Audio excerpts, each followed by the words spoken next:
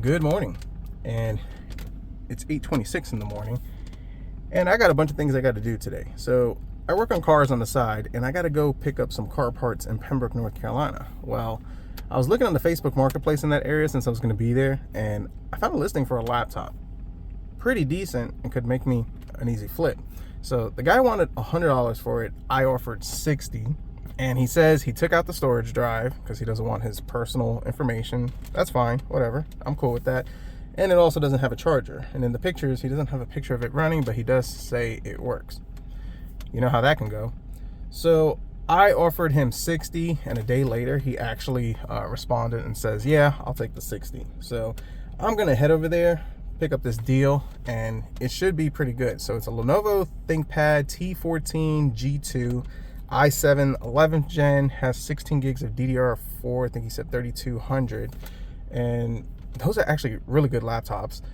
Even though it's like 4 years old, they're very easy to repair, so I'm excited about it. Because looking on eBay and just listings for it, they sell for about $200 to $300. Now, it doesn't have a charger, but that's okay. And the reason why it's okay is because I hoard a lot of stuff, and I got a bunch of those chargers just lying around, so that's $0. And as far as the storage, because I cannibalize a lot of broken laptops and computers, I do have a bunch of M.2s. So as long as this thing works and there's like no major issues, I mean, it's pretty much $60 I'm paying for it. I could flip it on the low end for about $200, make a $140 profit, and it's one of those things that while I'm in that area, why not? And on the high end, I seen them go for about $300, so $140 to $240 is not a bad deal. So I'm gonna head that way. I'm hungry, so we need to stop and get something to eat. And there's a Wawa that just opened up nearby, so I'm gonna head to the Wawa, see what they got, grab something, and we'll start this journey. Not you, Circle K. We want some Wawa.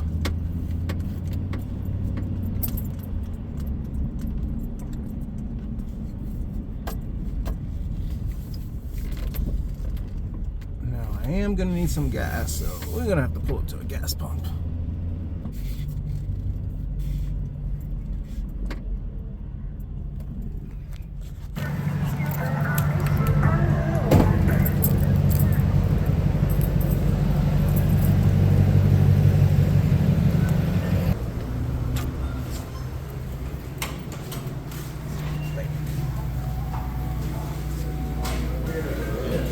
Breakfast burrito. Sausage. Customized.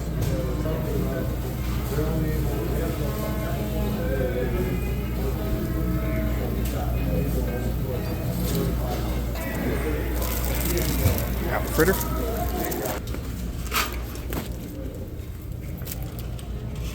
$3.49. A little expensive here.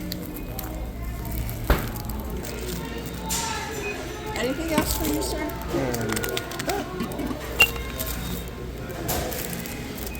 Thank you so much. Have a great rest of your day. You too. Thank you. Throw a change in here. In the world? Did something get stuck? There we go. All right.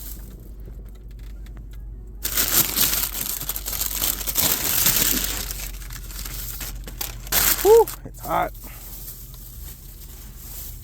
Some napkins. It looks and smells really good. And an apple fritter. They're my favorite. And fun fact, I'm on a diet. I've been doing really good, so this is great for my diet.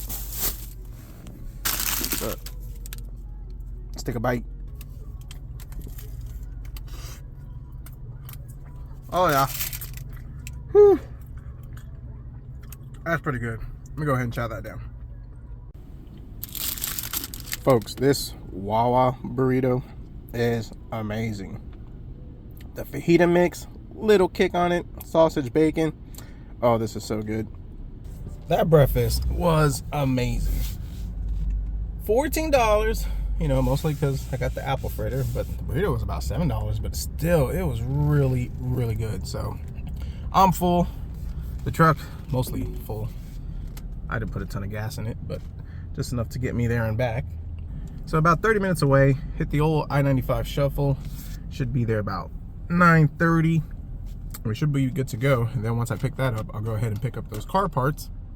And that should be everything. So you're probably saying, why mess with a laptop? Well, in a previous video, I actually picked up a $20 broken laptop. I was like into it $100. I wound up selling it for $300. So that's number one. Couldn't turn down the profit on it, which means I kind of do need a laptop again, or I could sell this one. Not sure exactly which way I want to go. Turn left onto the ramp to Lumberton. But one thing I've learned is that in the garage, laptops sell really quick. I put one up for sale, they sell in like one day. So that's why when I see a really good deal on them, I scoop them up real quick because they sell quick. And a lot of the times, the issues with them is real simple. They just need storage upgrade, maybe a little memory for older ones, or they're overheating, which is the most common one that, you know, laptops overheating, shut down. So easy repairs. I get them dirt cheap, clean them up, and they sell. So I could say with laptops, I usually end up doubling my profits at least. So when I say a good laptop deal, I scoop them up, they sell quick. Desktops sit for about a week sometimes. Maybe about 3 or 4 days, but average is about a week. But a laptop, one day. Merge onto I-95 South. So let's hit the road and let's get this laptop. I just texted the guy that I'm here, so now I get the fun part of just kind of sitting and waiting. And the reason why is because I told the guy I was going to be here at 10, and well, the place was a lot closer than I thought. So it's now 9:35, and I gotta sit and wait for 25 minutes. This looks like a outpatient care center, hospital type deal. I'm not sure. And I think it's weird that he chose to meet in a place like this. Actually, I'm not complaining because it's business, there's cameras, and that's always a good thing. You know, those are those protective measures that you're very appreciative of. I hope this lady don't hit my car. That was pretty close. Or my truck. That has happened to me. But anyways, either he works here or this is a safe haven for him. Not sure. And if he works here, then it makes me think that he's probably one of those IT guys that, you know, they got a bunch of extra laptops that the company just got rid of, you know, that type of deal. Which, that would be cool. But then again, why would you sell a laptop like that for $60 without a storage or power cable? I don't know. We'll find out. But I guess what I'm going to do is watch cartoons on my phone, and hopefully this guy responds to my messages, because I looked at the whole Facebook thing and, you know, I don't see his icon next to my messages, so he probably hasn't checked them or read them. Maybe he's still asleep, or maybe he's working. There he goes. And here's the laptop. And it does work. So he did charge it with his own charger. And yeah, it does work, but it doesn't have a boot drive or anything like that. It just, you know, shows no operating system or wherever it is, but it's in really good condition. So for $60, it's not a bad idea. And yes, he is an IT guy. So I asked him, I said, what are you, an IT guy?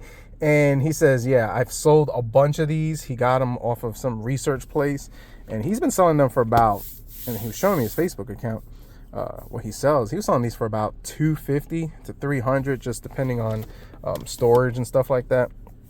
And I was like, that's pretty cool. And the only reason why he sold this for $60 is because he didn't have the charger for it, and he didn't have a storage drive, and he'd rather just sell it like that than have to actually spend the money in it. So I asked him about a charger. This dude's really cool. I asked him about a charger. I said, hey man, what do you recommend for a charger? Because sometimes you ask the right questions, you get the right answers. He said, well, I just picked one up yesterday off of Amazon. If you want, you can have it for $5 cash. I told him, I said, I don't have $5 cash. And then he said, you know what, just take it.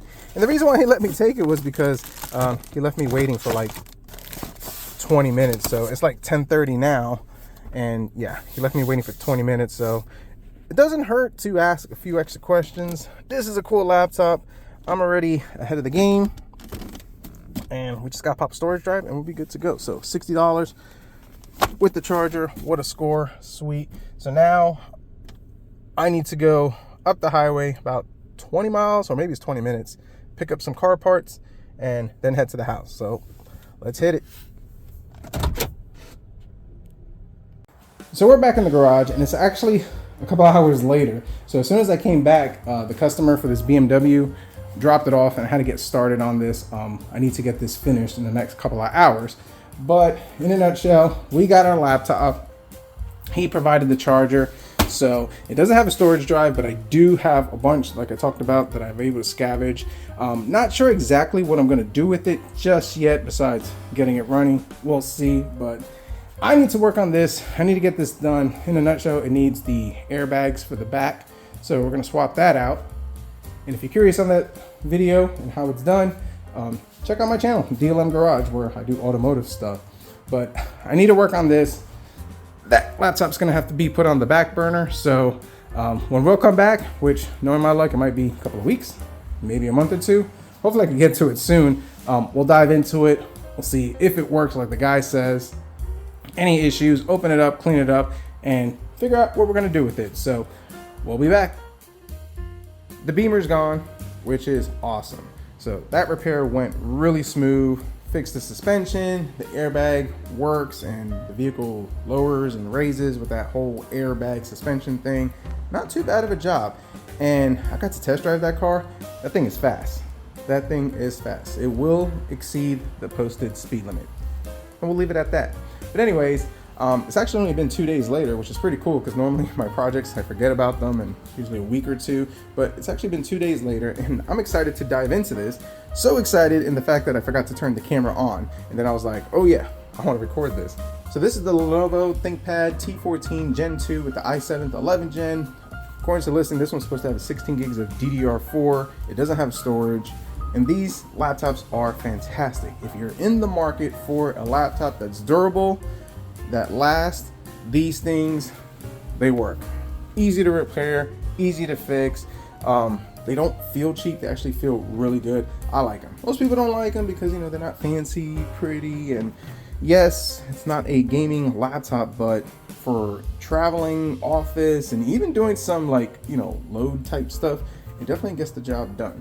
So I need to open this up, which I already started doing. Pretty simple, bunch of screws on the back. They're capture screws, which is nice, and then start prying from the front right over here like I did, then work your way around and this thing should easily come off. So now let's continue prying. Nice and easy. Oh, that came out really easy. So once you pry this front part, work your way over here and this thing just pops out. Nice. And now that I've laid this down, we can just continue to go like this, and we have our prize. And honestly, folks, this thing is in pretty good condition. Very happy with it. The dust factor, I mean, nothing to write home about. That's about it. So we can definitely clean that. That's pretty cool. And what we need to do, and this is always recommended, and I am bad at doing this, is disconnect the battery, take it out. You don't want to create a short or any unnecessary issues. It's good practice to do it.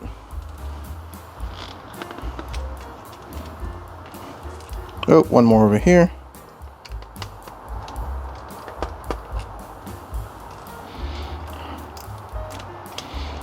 Oh, there's another one over here. It's like 4. There we go. And then our connector right over here. Let's pull very gently. All right.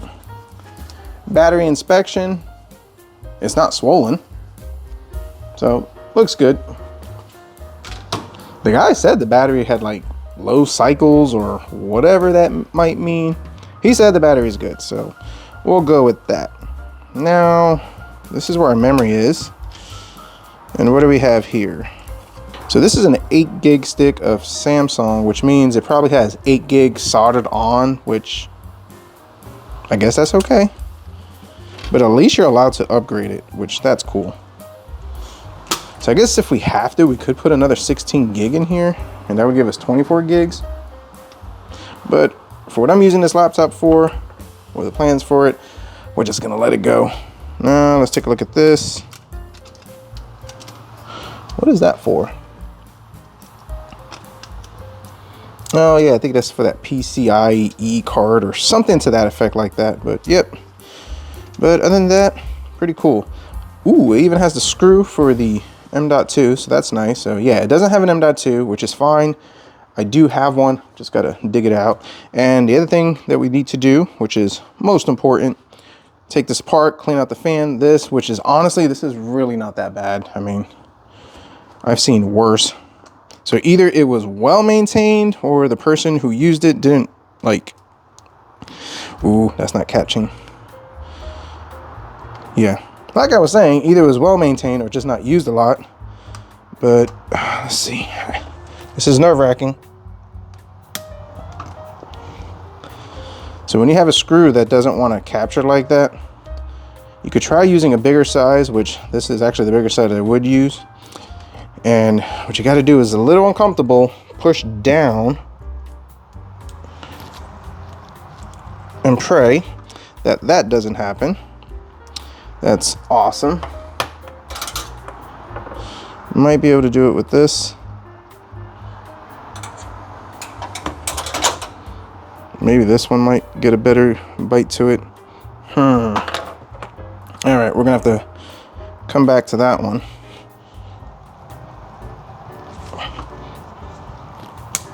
Okay. Okay.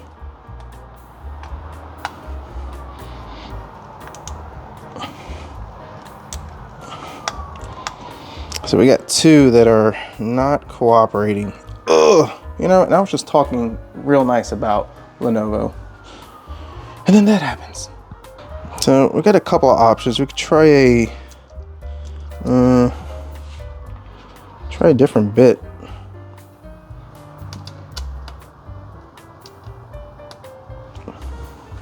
Sometimes you could get lucky with a flat, which that might do it.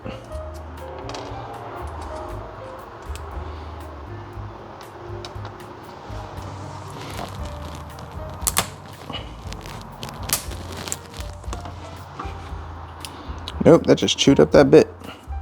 So that happened, which is unfortunate. I was just talking how good these things are. And let's see if I can get you zoomed in a little better. There you go. It's stripped out. I did use the right bit, but sometimes it just, I don't get why they're extremely tight. That just makes no sense to me. And sometimes you could try a different bit, combination of using something to fill that in, but at this point I don't have the right tool to do it. The other option which I've done is drill it out, and I really don't feel like doing that, let's be honest. So what we're gonna do is we're just gonna pretend that the thermal paste is perfectly fine, this thing has no overheating issues, and forget that that ever happened. Yep, that's exactly what we're gonna do. I haven't ran this computer, so the temperatures could be perfectly fine for all I know, or at least acceptable for my use case now. But the other thing too is if I drill it out, I don't have the screws for this, so we'll ignore it and save it for later. Let's go ahead and try to dust this out.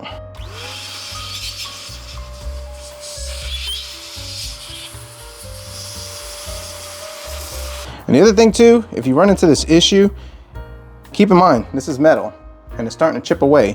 And when that happens, it could get all over the board. So make sure you clean it really good if you're gonna ignore it like I'm doing.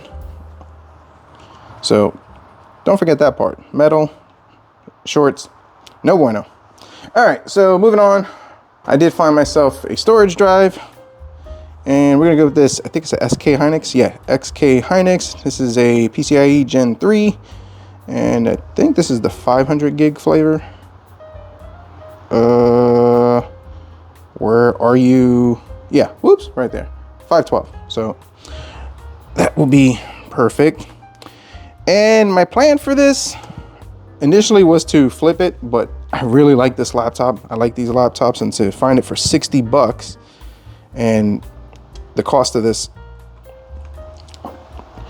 storage drive is nothing, because I cannibalized this from a laptop that was totally destroyed. I think what I'm gonna do is hold on to this for now for a while, and I'm gonna run Linux. So I've been enjoying Linux a lot lately. Linux has been very good to me, and it's fun. It's definitely fun. It's a learning curve. It's a learning curve, and I've actually had a couple of customers jump on the Linux bandwagon with their older systems. But if I'm gonna promote Linux, I need to immerse myself in it. My main rig, the desktop, runs Windows 11, and I need it for a bunch of other stuff I do. But on my laptop, I've actually gotten into the habit of running Linux, which is more convenient. So we're going to be running Linux, and we'll talk about what flavor in just a sec, but we need to get this battery back in action. What I also like about this too, I know I'm just all over the place with this, CMOS battery is right over here. We could just pick one up cheap. I think these are a couple bucks on Amazon. Change them. Nice. That's why this laptop, minus this, is probably one of the greatest. So easy to take apart, easy to service when the screws come out. Ah, yes. So let's go ahead, put this back together and clean this up.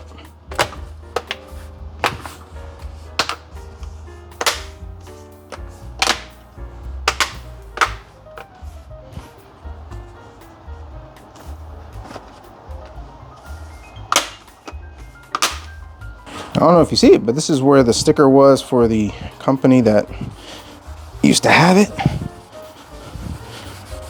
We're gonna take some isopropyl alcohol, wipe this thing down, make it look nice and pretty, ready for the nice fancy shows. Not bad.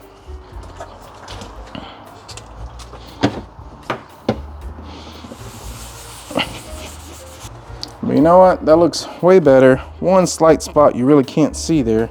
So I'll take that as a win.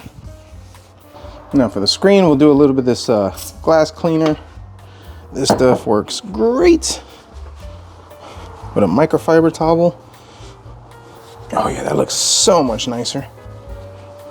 And I'll use some of that glass cleaner to clean this up right over here. Gotta be careful with the alcohol, because sometimes it could fade out the keys. But I find that glass cleaner works really good at getting the grime off. Gotta get this touchpad cleaned up nice. Now we do got some crumbs right in here. Yep, that works really good. Ideally, I mean, if you really wanted to go all out, take it apart, get in there. But I mean, a brush works. And for today's flavor of Linux, Linux Mint. Sometimes I use Bazite, it just depends on the rig that it's going on, but I like Linux Mint. This is not a gaming laptop. We could probably play some potato games, and even with Linux Mint, you can install Steam, which I probably will do, just so I could have some potato games on standby. You know, you never know. But I do like Linux Mint, and that one works really good for what I need it for. So let's plug this in. My USB, which should be right here. All right, let's power it up. And I think it's F1 or F2, I forget which one it is for Lenovo. We'll find it by just pressing both of them, and one of them will respond to me. So F1 gets us into the bio. This is the i7-1185G7, 16 gigs, 3 gigahertz. That works. And what we need to do is make sure that secure boot is not enabled, because sometimes that can mess us up. Yep, secure boot is off. Perfect. Startup. Boot mode. So that's good. Now I think it's F12 allows us to check our boot device or select the one that we want to use. Yep, entering boot menu. And we need the USB. Sweet. Start Linux Mint. And as you can see, it boots right into there. And let's go to install Linux Mint. English, yep. US, oh yeah. Now this part, you can choose to connect to the internet and let it install updates automatically. I'm gonna do it, why not? Sometimes I do it, sometimes I don't. Connect, password, not gonna tell you guys. Continue. Do want to install the multimedia codecs, yep. And this is why I like Linux Mint. It's easier. In fact, I think it's a little more simpler to install than Bazzite. Bazzite can get a little more intimidating. I mean, still pretty easy regardless, but. And what I do like about this too is that this option right over here, install Linux Mint alongside Windows Boot Manager. And this allows you to get the option for dual boot. I think this storage drive has Windows 10 on it. I'd probably have to go redo all the drivers and all that type of stuff. I don't want to deal with Windows 10, so let's erase the disk and install Linux Mint. If you continue, the listed below will be written to the disk. Yes. Goodbye, Windows. New York. So I'm going to finish setting this up and I'll turn the camera back on. And now we install and we wait. So I'm going to bring this inside, and when we come back, we'll check temperatures, how this thing works, and just give you a quick overview of Linux Mint. So stay tuned. So it's actually a couple of days later, and I've really dove into this Linux Mint, and I gotta say, I like it a lot. I've used Bazzite a lot, and I've used Linux Mint on the side every now and then, but diving into Linux Mint, it is really easy to use, a lot easier to install, less confusing. And I gotta say this, it's stable. It's more stable in the sense that I've used Bazzite and I've run into issues where it doesn't load properly, or it crashes, or it doesn't install right. I'm loving Linux Mint. So let's go ahead, fire up.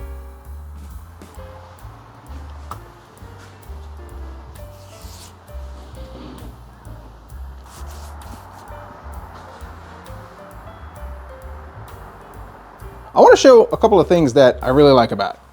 So number one, they really make this like user friendly.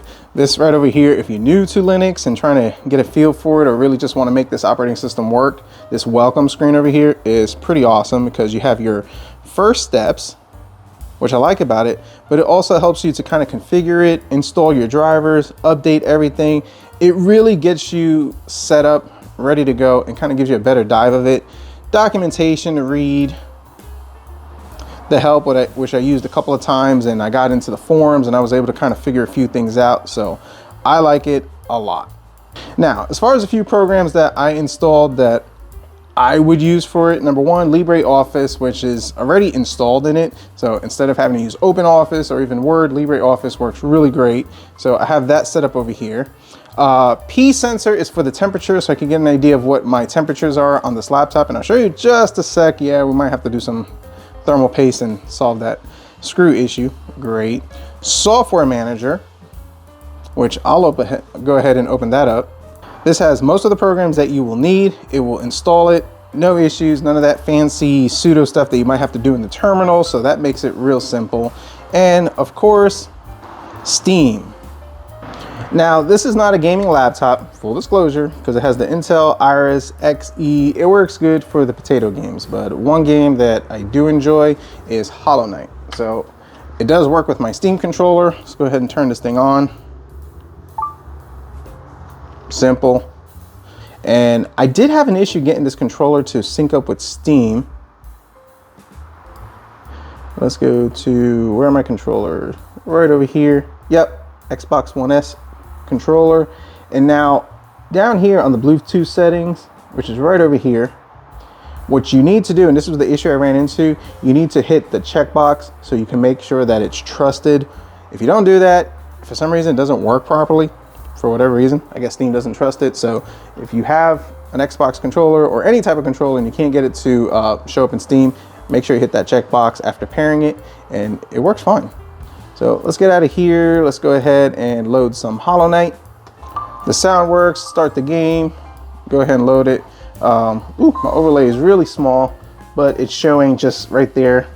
I can barely see it, 300 frames per second. And as we play the game, over 100 frames per second, 1080p, I think I got it at medium settings, but the game works fantastic. The controller works great. Yeah, pretty awesome. Now, like I said, this is not a gaming machine by no means, a gaming laptop, but I like to keep Steam for these potato games for the, you know, the moments where I'm on the laptop, away from my desktop if I'm out and about, and just feel like playing a game or two. So a lot of fun potato games to play that will keep you busy in case you're bored. So now the next program I went ahead and installed is DaVinci Resolve. It works, but it doesn't work. And one of the reasons why it doesn't work is that because we don't have a dedicated graphics cards like NVIDIA or AMD. It does not like the Intel Iris Xe. It doesn't show up when you load it. So unfortunately, I can't use the program, but just to show proof of concept, we can open it up. And it tells you unsupported GPU processing mode, and it doesn't even pop up when it gives you a list of GPUs. Now, Linux Mint does have the drivers for the Intel Iris Xe integrated GPU, so it does pick it up. It does have the latest drivers, but just DaVinci Resolve doesn't seem to like it. It's fine. I mostly installed it so I could get an idea of how to install it, how it works, so it could kind of push me later on to using Linux on my ITX build, or maybe one day, if I get brave enough, use it on my main rig. So as far as the temperatures, I think I do have a slight issue with it, so I'm gonna run this YouTube video, open up Steam. Let's just put in a game to install. Sure. Final Fantasy Zodiac Age, really good game. So we have that going. Let's open up our P sensor. Well, our temperatures are not bad. See if I can zoom you in. 47 degrees Celsius. So probably because stuff is not being used a whole 100%. And number two, I'm not plugged in. So maybe the battery is just kind of reserving it. I'm not sure how Linux kind of figures that out, but either way, I mean, the temperatures are good, but earlier I was hitting 80, so I'm not 100% sure, and I was doing the same thing I had, but I did have it plugged in. So for $60, I got a great deal on this. Yes, it didn't have a storage drive, but think about it, $20 to $30 for a storage drive, an M.2, maybe a 256 gig one, or if you buy a used one, you could probably get them for that price, something a little bigger, but as you saw, it was pretty easy to install. And then if you're worried about an OS or having to get an activation for that, Linux Mint is a great option. And if you had to include the price of the storage drive, what, a little less than $100, you can't beat this. This thing runs way better than any other Chromebook or any other laptop that you're probably gonna go out there and buy that are not upgradable, because most of them have the soldered memory into it, so you can't even put more soldered memory into it. Some of them are even coming out with soldered storage drives into them, which totally stinks. And you have to take the whole thing completely apart just to get to the thermal paste. Yeah, new laptops, I'm not a fan of them. I like these older ones. These Lenovo ThinkPads are fantastic. If you get on eBay, you can find one for about $200 to $250 with the storage drive, Windows ready to go, and the charger, and you have a really great laptop. I mean, an i7 11th gen, this one came with 16 gigs. I think I've seen some of them with about 8 or 16 gigs, but even 8 gigs would be good enough. Even if it has 256 gigs of storage, I mean, if you're looking for a laptop just to do office, desk work, travel with, this thing works. Easy to fix, upgradable, performs very well. You can't beat it. Now, as far as Linux, folks, in a previous video, I used Bazite, and I have been using Bazite for the past couple of months, on and off, mostly still using Windows 11 on my main rig, but I've run into issues with Bazite, with it crashing and being unstable. Linux Mint has been very stable for the past 2 days. I've actually had a couple of customers that I've installed it on their computers. It's been a couple of weeks and they're enjoying it. They haven't had any issues. So I kind of hate that I've never really gave Linux Mint a chance, but I think moving forward, that is probably going to be my go-to. As far as this laptop, that's what it's going to have. That's what it's going to stay with, Linux Mint. It's really easy to help dive into it, considering that the UI is very easy and it's quick and it's stable. So Linux Mint definitely checks the boxes. And with all that being said, comment down below, let me know your thoughts, concerns, criticisms. Was $60 for this laptop a good deal? What are your thoughts on the Lenovo ThinkPads, particularly this T14? And do you think Linux Mint is a good OS to use? If you like this video, definitely hit the like button, subscribe if you're not, and as always, we'll see what we come up with next.